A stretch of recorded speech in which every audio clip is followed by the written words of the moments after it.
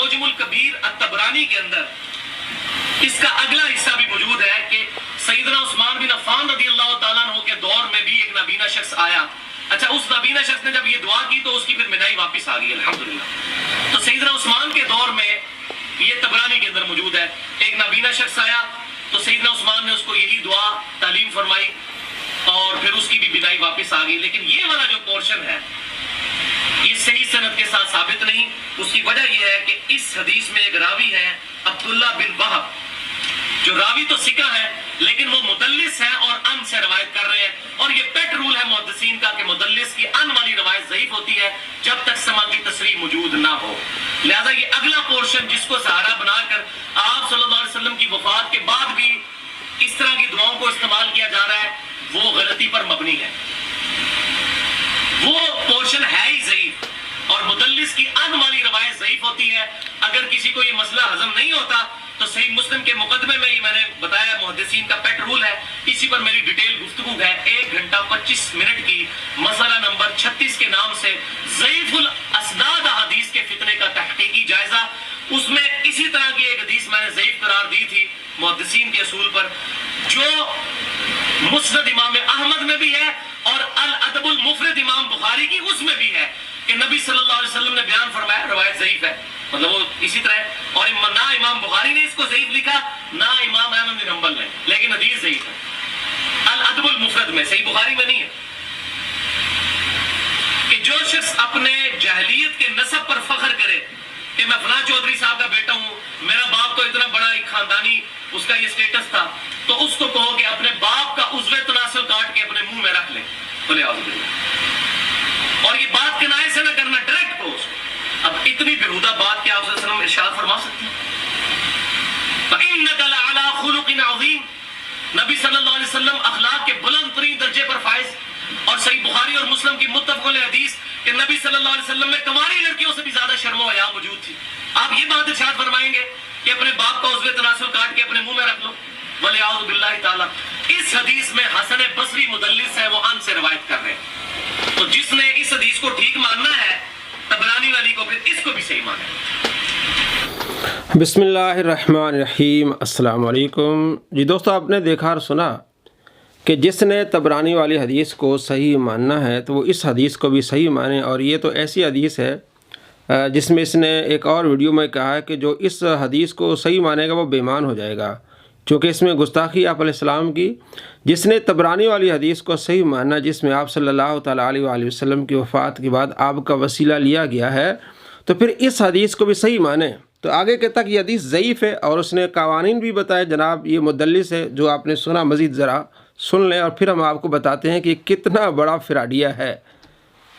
تو میں نے یہ علم الکلام سے بھی منطقی, جس کو پنجابی میں پھکی کہتے ہیں, وہ بھی میں نے دے دیا الحمدللہ. لہذا یہ روایت بالکل ضعیف ہے. یہ روایت بالکل ضعیف ہے اور ان لوگوں کو میں نے پھکی دی ہے جو آپ صلی اللہ تعالیٰ علیہ وآلہ وسلم کی وفات کے بعد آپ علیہ السلام کا وسیلہ لیتے ہیں. اب میں آپ کو دکھانے والا ہوں اسی روایت کو, طبرانی والی روایت کو. یہ صحیح کہہ رہا ہے, جس کو کہہ رہا ہے کہ اگر اس کو آپ مانیں گے تو بے ایمان ہو جائیں گے. میں ان کو پھکی دے رہا ہوں, میں ان کو جواب دے رہا ہوں. آپ صلی اللہ تعالیٰ علیہ وآلہ وسلم کی وفات کے بعد آپ علیہ السلام کا وسیلہ نہیں لیا جائے گا. اور بار بار اس نے اس پر ویڈیوز بنائی اور یہ کہا کہ دیکھیں کہ حضرت عمر رضی اللہ تعالیٰ عنہ نے آپ صلی اللہ تعالیٰ علیہ وآلہ وسلم کی وفات کے بعد حضرت عباس رضی اللہ تعالیٰ عنہ کا وسیلہ لیا, سرکار کا وسیلہ نہیں لیا. تو یہ بار بار اپنی ویڈیوز میں کہتا ہے کہ جناب ہمارا عقیدہ حضرت عمر والا ہے, ہمارا عقیدہ خلفائے راشدین والا ہے. تو اگر آپ صلی اللہ تعالیٰ علیہ وآلہ وسلم کی وفات کے بعد وسیلہ لینا جائز ہوتا تو حضرت عمر وسیلہ لیتے, تو انہوں نے نہیں لیا, اس لیے آپ علیہ السلام کا وسیلہ لینا جائز نہیں. اس نے فتوے دیے کئی ویڈیوز میں, اور اس میں بھی آپ کو ہم نے دکھایا حدیث ضعیف ہے. اگر کوئی طبرانی والی اسی روایت کو مانے گا تو پھر وہ کیا ہو جائے گا جناب, بے ایمان ہو جائے گا. اور جو بھی اس نے کہا آگے دیکھیے, اسی روایت کو کہتا ہے یہ صحیح ہے, ابھی خود بے ایمان بنا اس حساب سے. اس کو سپورٹیو ایک حدیث بھی ہے جس کی صحت میں اختلاف ہے, لیکن چونکہ ایک بہت بڑے امام طبرانی جنہوں نے یہ حدیث نقل کی ہے, جی 360 ہجری, جو امام حاکم نیشا پوری کے استاد ہیں, المتوفا 405 ہجری. امام طبرانی نے کتاب لکھی المعجم الکبیر، نمبر بھی دکھا رہا ہے، یہ بھی ذرا نوٹ کیجیے گا۔ یہ حدیث ایک دوسری فارم میں آئی ہے، اگرچہ اہل حدیث اس میں تھوڑا اختلاف کرتے ہیں تھوڑا، لیکن امت کی اکثریت اس کی صحت کے اوپر اتفاق کرتی ہے، امام طبرانی خود بھی۔ میں ان بحثوں میں نہیں پڑتا، میں اس حدیث کو صحیح مانتے ہوئے بات کر رہا ہوں۔ میں اس حدیث کو صحیح مانتے ہوئے بات کر رہا ہوں۔ پہلے اس نے کیا کہا کہ حدیث ضعیف ہے، اگر اس طبرانی والے حدیث کو مانیں گے تو آپ بے ایمان ہو جائیں گے، ایک اور ویڈیو میں کہتا ہے۔ اور اس میں کیا کہا، پھر وہ مثال دی اس نے کہ اگر آپ اس روایت کو مانتے ہیں تو پھر وہ گستاخی والی روایت کو بھی آپ مانیں، یعنی جو اس روایت کو مانے گا وہ گستاخ ہے اس کے نزدیک۔ پہلے اس کا فتویٰ یہ تھا، اب یہ کہہ رہا کہ یہ حدیث صحیح ہے۔ جو پہلی ویڈیوز مرزا کے چیلے دیکھ کر ہم پر فتوے لگاتے تھے شرک اور گستاخی کے، اب یہ گستاخ بنا کہ نہیں بنا۔ تو معلوم ہوا کہ یہ اتنا جاہل ہے، اور اس سے بھی معلوم ہوا کہ اہل سنت الحمدللہ پہلے بھی سچے تھے اور اب بھی سچے ہیں۔ جو اہل سنت کے طریقے پر چلتے ہیں اور آپ صلی اللہ تعالیٰ علیہ وآلہ وسلم کی وفات کے بعد بھی آپ علیہ السلام کا وسیلہ لیتے تھے، وہ پہلے بھی حق پر تھے اور اب بھی حق پر ہیں۔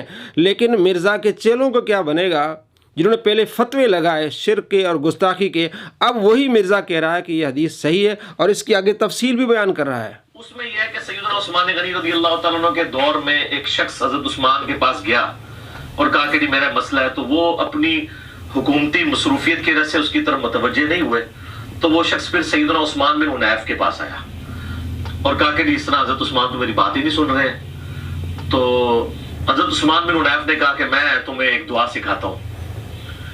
میں نبی علیہ السلام کی خدمت میں موجود تھا، ایک نابینا شخص آیا تھا، اس کی بھی حاجت کا مسئلہ تھا، تو اس کو بھی دعائے حاجت نبی علیہ السلام نے تعلیم فرمائی تھی، تو وہی دعا میں تمہیں سکھاتا ہوں۔ تو انہوں نے یہی والی دعا، اے اللہ میں تیرے نبی کے وسیلے سے تیری طرف متوجہ ہوتا ہوں، اور اے اللہ کے رسول میں آپ کے وسیلے سے اللہ کی طرف متوجہ ہوتا ہوں، اے اللہ میرے نبی کی شفاعت میرے حق۔ جی دوستو، آپ نے دیکھا اور سنا، یہ ابن ماجہ میں 1385 نمبر روایت ہے کہ ایک نابینا شخص آپ صلی اللہ تعالیٰ علیہ وآلہ وسلم کی بارگاہ میں آیا، عرض کیا رسول اللہ میرے لیے دعا کریں۔ تو آپ علیہ السلام نے فرمایا اگر تم صبر کرو تو بہتر ہے۔ آپ علیہ السلام سے عرض کرنے لگے یا رسول اللہ دعا فرمائیے۔ آپ علیہ السلام فرمایا جاؤ وضو کرو اور 2 رکعت نماز پڑھو، اس کے بعد یہ دعا کرو، یا اللہ میں تیرے سے سوال کرتا ہوں اور تیرے نبی کا وسیلہ مانگتا ہوں، میری اس حاجت کو پورا فرما۔ تو اس کی حاجت پوری ہو گئی۔ آپ علیہ السلام کے زمانے میں وہ گھر گیا اور اس نے وضو کیا اور اس کی آنکھیں اللہ نے لوٹا دی، یعنی بینائی اس کی واپس آ گئی۔ تو زمانہ گزر گیا، حضرت ابوبکر صدیق رضی اللہ تعالیٰ عنہ کا، پھر حضرت عمر فاروق رضی اللہ تعالیٰ عنہ کا، پھر حضرت عثمان غنی رضی اللہ تعالیٰ عنہ کا۔ عثمان غنی رضی اللہ تعالیٰ عنہ کے زمانے میں عثمان بن حنیف اس حدیث کے راوی ہیں، وہ کہتے ہیں کہ ایک شخص آیا، اس نے کہا کہ میں عثمان غنی کے پاس جاتا ہوں، میرا کام نہیں بنتا، تو آپ سفارش فرمائیں۔ تو آپ نے فرمایا ایسا کرو، وضو کرو، وضو کے بعد نماز پڑھو، 2 نفل پڑھو، اس کے بعد یہ دعا مانگو، یا اللہ میں تجھ سے سوال کرتا ہوں، تیرے نبی کا وسیلہ لیتا ہوں، میری حاجت پوری فرما۔ تو جیسے اس نے نماز پڑھی، دعا کی اور حضرت عثمان غنی رضی اللہ تعالیٰ عنہ کے پاس گیا، اس کا کام ہو گیا۔ پھر شکریہ ادا کرنے کے لیے پھر وہی عثمان بن حنیف کے پاس آیا۔ عثمان غنی خلیفہ تھے، اس راوی عثمان بن حنیف کے پاس آیا شکریہ ادا کرنے کے لیے۔ تو آپ نے فرمایا کہ یہ میں نے آپ صلی اللہ تعالیٰ علیہ وآلہ وسلم کی مجلس سے یہ سنی تھی، آپ علیہ السلام نے ایک نابینا شخص کو یہ دعا آپ علیہ السلام نے سکھائی تھی۔ تو یہ وہ روایت ہے جس کو پہلے یہ ضعیف بھی کہہ رہا تھا اور کہہ رہا تھا کہ اس کو آپ مانیں گے تو آپ گستاخ ہو جائیں گے، اور یہ حدیث ضعیف بھی ہے، اور پہلے یہ کہتا تھا کہ یہ عقیدہ بھی غلط ہے کہ آپ صلی اللہ تعالیٰ علیہ وآلہ وسلم کا وسیلہ لیا جائے آپ علیہ السلام کی وفات کے بعد۔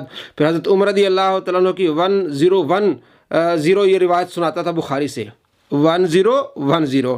تو یہ روایت بہت مرتبہ اس نے سنائی ہے اور لوگوں کو گمراہ کیا ہے کہ جناب آپ صلی اللہ تعالیٰ علیہ وآلہ وسلم کا وسیلہ تو آپ لے ہی نہیں سکتے، اب کہہ رہا ہے کہ آپ لے سکتے ہیں، ساری امت نے اس کو قبول کیا ہے، امام طبرانی نے خود اس کو صحیح کہا ہے۔ عبداللہ بن وہاب کی جو مدلس ہونے کی بات کی، اس پر بھی ہم نے کافی ساری ویڈیوز بنائی ہیں کہ مدلسین کے کئی درجے ہیں، یہ پہلے درجے کا ہے عبداللہ بن وہاب۔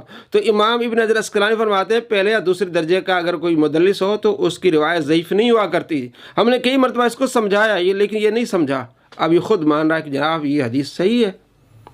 دوستو اب آپ نے دیکھا، جو اس کو فالو کرتے ہیں غور کریں کہ جس پر یہ گستاخی کے فتوے لگاتا تھا اب اس کو مان رہا ہے تو یہ بھی گستاخ بن گیا اس لحاظ سے، جو ہم پر فتوے لگاتا تھا۔ تو معلوم ہوا کہ اس کا علم کمپلیٹ نہیں ہے، یہ آپ کو پتہ نہیں کہاں لے جائے گا۔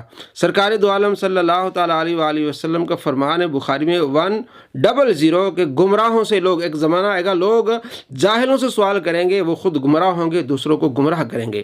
تو یہ خود مانتا ہے کہ میں عالم نہیں ہوں، میں مفتی نہیں ہوں، اور پھر یہ بہانہ بناتا جی بلغوا انی ولو آیا۔ آپ علیہ السلام نے فرمایا ایک ہی آیت اگر چاہو میری طرف سے پہنچا دو تو ہم تبلیغ کریں۔ جناب تبلیغ کرنے سے اللہ کے نبی نے منع نہیں فرمایا، تبلیغ کرنا مسلمان کا حق ہے، وہ کرے، لیکن فتویٰ نہیں دے سکتا۔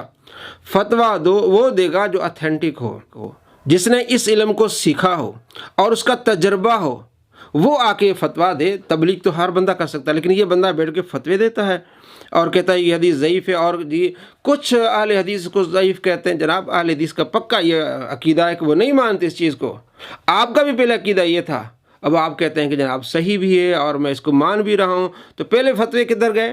تو دوستوں معلوم ہوا کہ اس بیچارے کو نہیں علم، جو اس کے پیچھے جاتے ہیں جتنی بھی یہ باتیں کرتا ہے تو کل ہی مکر جائے گا۔ پھر جو چیلے ہیں جو اس کا دفاع کرتے ہیں، جناب جن باتوں پر آپ اس کا دفاع کرتے ہیں، کل اگر ان سے مکر جائے تو تمہارے پاس کیا رہے گا؟ تم تو ذلیل و خوار ہو جاؤ گے۔ اس لیے اس کے پیچھے جانے والے اکثر ذلیل و خوار ہو جائیں گے، کیونکہ اس کا کوئی ایمان عقیدہ نہیں ہے، اس کی کوئی ریسرچ نہیں ہے۔ اللہ تبارک و تعالیٰ آپ کو عقل سلیم عطا فرمائے اور اس کے شر سے محفوظ فرمائے۔ اور یہ ثابت ہوا کہ آپ صلی اللہ تعالیٰ علیہ وآلہ وسلم کا وسیلہ آج بھی لیا جا سکتا ہے، اور اس روایت پر محدثین کا عمل بھی تھا، اور یہ روایت بھی صحیح تھی اور ہے۔ الحمدللہ رب العالمین۔